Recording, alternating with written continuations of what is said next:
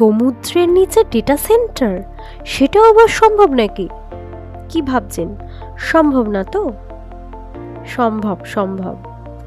চলুন আজকে এই বিষয়ে জেনে নিই। মার্কিন দৈনিক দ্য নিউ ইয়র্ক টাইমসের খবর অনুযায়ী মাইক্রোসফটের পক্ষ থেকে জানানো হয়েছে, আগামী দিনে সমুদ্রের তলদেশে ডেটা সেন্টার তৈরি করতে চায় তারা। আর এই কারণেই সমুদ্রের 100 ফুট নিচে একটি পরীক্ষামূলক ডেটা সেন্টার তৈরি করেছে। হাজার হাজার কম্পিউটার সার্ভার থাকে ডেটা সেন্টারে।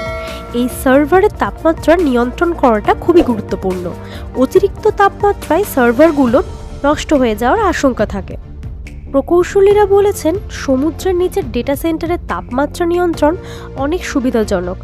এর ফলে আলাদাভাবে শীততাপ নিয়ন্ত্রণ পদ্ধতির দরকার হয় না, ফলে বিদ্যুৎ খরচ অনেকটাই কমে যায়।